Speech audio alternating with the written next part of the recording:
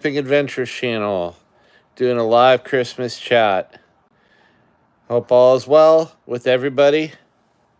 Got my red on, got my hood for Christmas.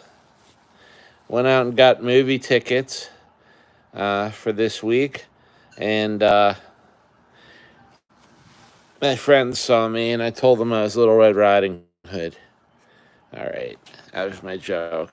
I got a red hood. All right. Anyway, welcome everybody. Merry Christmas. I had lasagna last night for Christmas Eve with our friends, which was very good. Some peanut butter pie, and I had a Manhattan. So it was a good evening. Had some healthy oatmeal this morning, some pancakes, some bacon. I'm all good, and we're cooking a Christmas roast. Hey, Grace, I got something to tell you.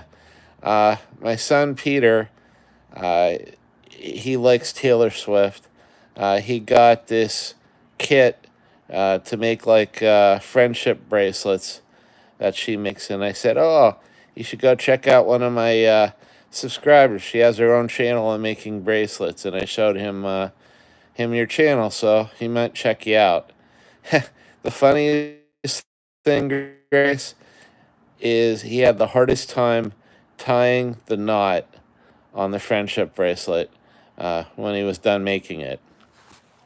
So that was kind of funny. I like interesting, weird things, or unique things. My son got me Pop-Tarts, unique kinds of Pop-Tarts. I got, what was it, banana nut, banana something, banana bread, and he got me chocolate chip pancake Pop-Tarts. I did not even know they existed, but I was happy with that. Grace, he Googled about 4 different knots until he found one that actually worked. I told him how to tie a knot that's supposed to work on rope. What you do is you twirl the bottom part, and then you bend the ends back around, twirl the top part, and then you're supposed to pull that tight, and it's supposed to stay. That didn't work. So he finally found a knot that worked.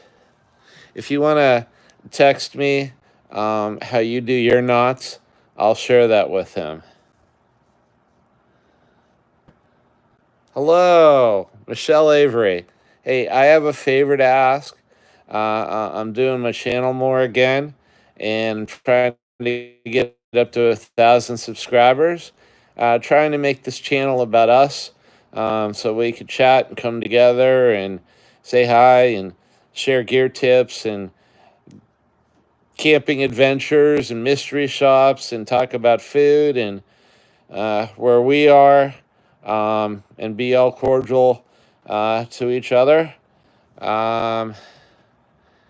Hey, Michelle Avery, yay. Merry Christmas. All right.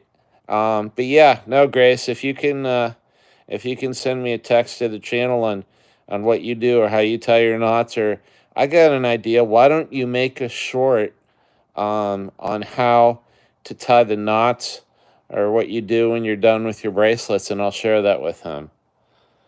That would help.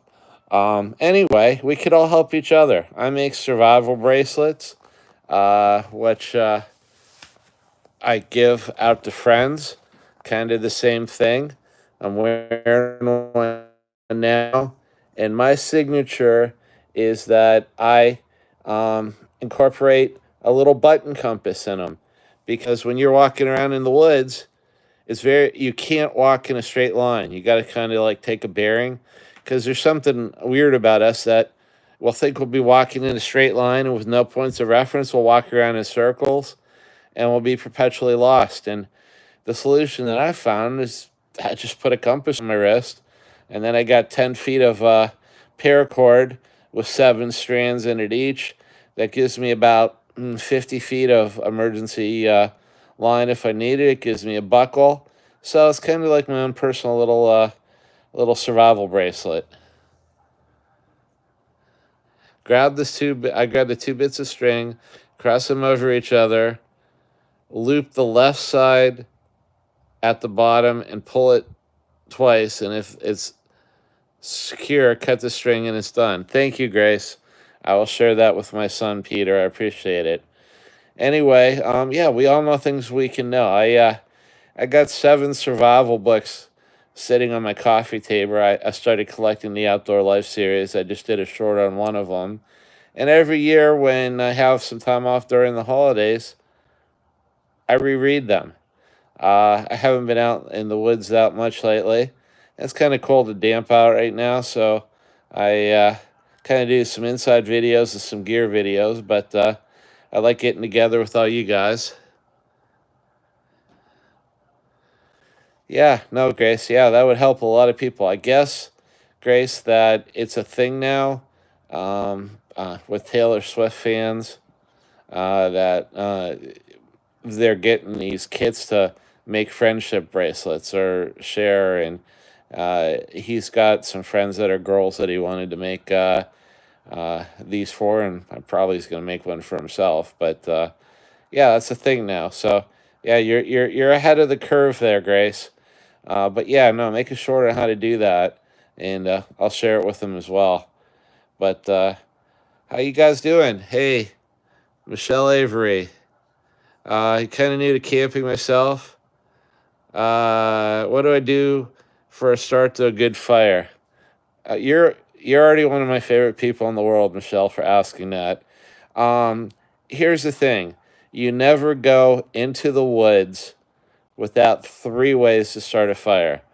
Okay, because one of them's gonna break, the other's not gonna work, and you always got the third. There's a rule in survival and camping: one is none, two is one.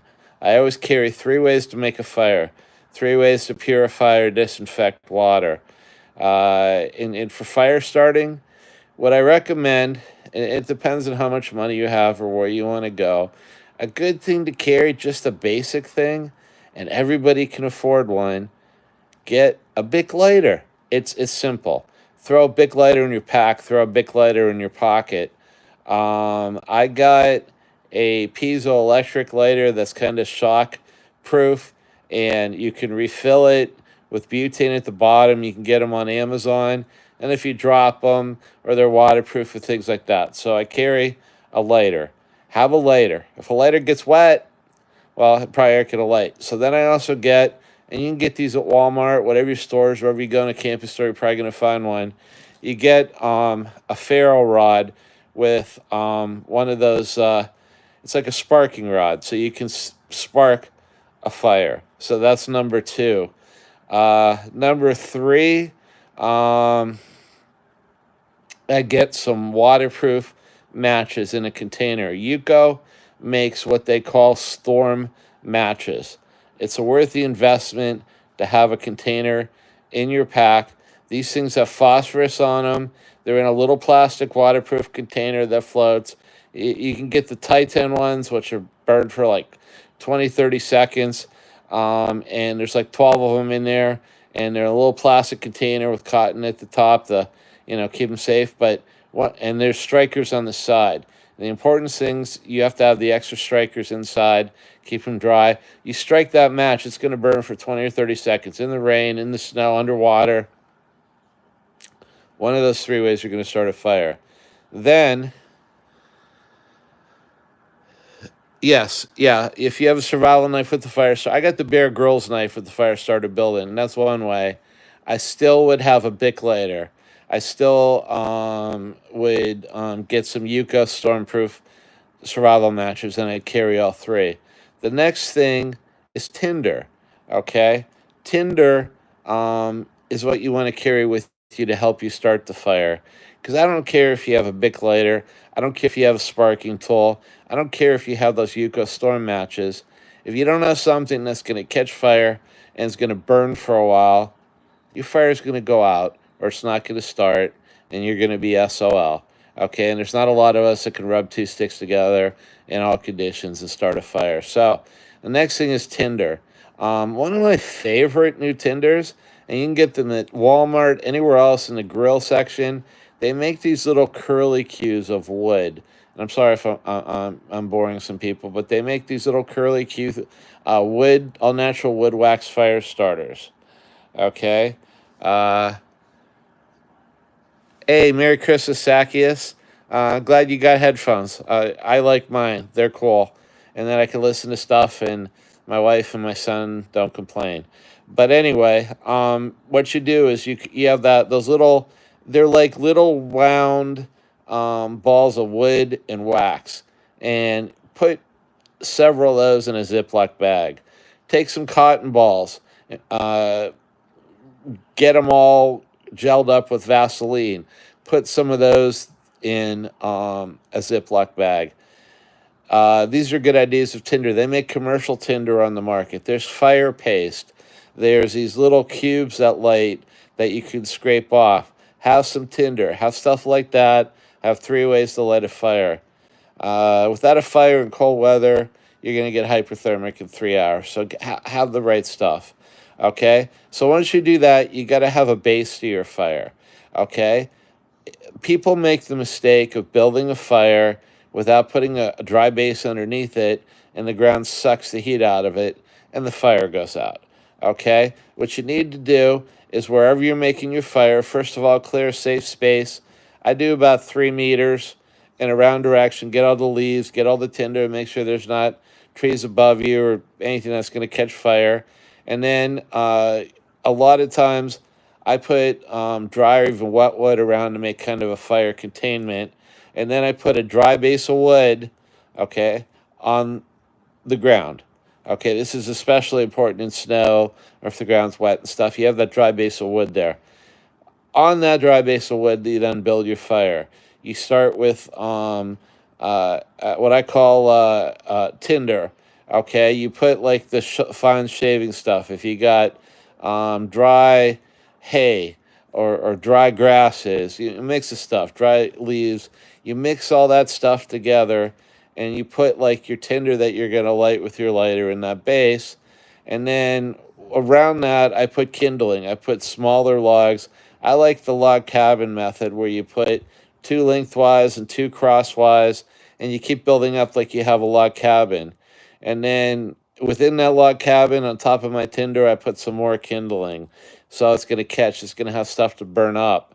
And then above that, I do like a teepee where you set the little bit larger sticks. You can do that around, and then you can build off of that. Or you can put, like you're cooking on an oven, you can put some drier, bigger logs on top of that log cabin base that you made because the fire is going to burn up and catch that.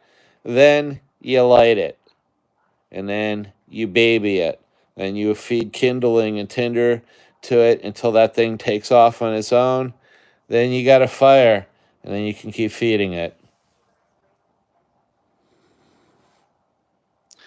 Uh, I basically worked at an outdoor retailer for 7 years, Eastern Mountain Sports. I led trail clinics. I taught winter survival to Boy Scouts. I've been alone in the woods by myself for days with just what's on my back. I go hot tent camping. I explore in the middle of nowhere. And I appreciate that because that's why I wanted to start this channel because I have a lot of knowledge to share. And I'm 58, I'm going to be 59. But guess what? Inside, I'm 23. I'm still looking around the corner for adventure. My friend and I were hiking last year up in the Allegheny Forest, and we turned a corner. I wanted to go a little further, and we saw a deer and a mama deer and a baby deer, and we just froze. And they just froze. And we stared at each other for like 5, 10 minutes. None of us moved. And it was so cool. And then what happened is the baby dropped down in the grass where you couldn't see it, and the mother took off into the woods. And my first thought was, well, why is the mother abandoning the baby? She wasn't. She's trying to draw us away as the predators. And the baby deers do not have a scent so that the predators can't find them. So the baby deer hides The mother deer ran in the woods, started bleeding to draw us off. So we kind of left. We went down the hill a little bit. Our objective was to put out a trail cam. We came back up. The baby and the mother deer was gone. The point is, if we had stopped a little earlier, if we hadn't looked around that corner, we never would have saw that amazing sight. If we hadn't been outdoors in the first place and known what we were doing, I had the proper gear on, we wouldn't have ever seen that wonderful thing. And everybody right now looks at their videos. I mean, not everybody can get outside in the woods. They're in a city. There's other situations. Heck, it's like me. It's the middle of winter and it's Christmas. But here's the thing. My camping adventures is just me sharing, me being outdoors, what I see, what I find, what I hear, having a record of it, meeting wonderful people like Grace's Bracelets and you and Zacchaeus, like in different countries. Uh, okay, hopefully we have audio. Uh, hey, Zodiac Killer, how you doing, buddy? Hopefully you're not. Great, Michelle. I'm gonna give you, if you're still there, some other tips. There's something called the 10 Essentials. Look them up. Never go into the woods without these. Okay, have a knife, have a way to make fire, have a way to keep warm, have a way for water, have a way, I would take into the woods a good knife. I would take a cup that I can boil water in. I would take at least a good space blanket, like the good NASA space blanket. I would take at least 100 feet of paracord, cordage. I would take a first aid kit. I would take some power bars or some snack bars. I would take more water than I think I need. I would take a way to filter or purify water. I would take a small camp stove and fuel, or they make the foldable stoves that you can burn the wood in. I would take tinder. I would take a covering that would keep me out of the rain, and at least a tarp and some stakes where I can make a shelter, or a hammock and a tarp. You always want to go into the woods prepared, because you can walk 100 yards, trip and fall, and then you're in trouble. And a way to signal, or a way to let people know where you are before you go, when you're supposed to be back, and to get out. I carry a Spot X global satellite. It's kind of like a BlackBerry married to GPS, that I can text people from the middle of the woods. I'm not that, even though I do technology stuff, I'm not that adept. I could actually set up, it might be something cool to do this next year if we all have the time, to set up a hike and put a link in where people can follow me. So, yeah, let's see, I've been collecting good camping gear since I was like 22, 23, and I had the Army surplus stuff, since I was 16. So let me do the math. 35 years I've been collecting and using camping gear. I'm sad I had to throw out a tent that I got back in the late 90s that finally just gave up the ghost. Ah, cool. Hey, Zacchaeus. All right, I'm gonna contact you for tech help next year if I want to somehow put a link up and do a hike on my Spot X satellite navigation thing. That's cool. Well, anyway, hey, this is the My Camping Adventures channel, and I am going to check out. Merry Christmas to all, and to all, a good night. Well, I got at Shit Crucial here saying he's Elon Musk. Well, Elon, you supposedly have $500 billion. You're definitely somebody I would want to donate through my PayPal link, so please feel free. But anyway, bye. Hey, Michelle, come back. Take care. Have fun, and Merry Christmas.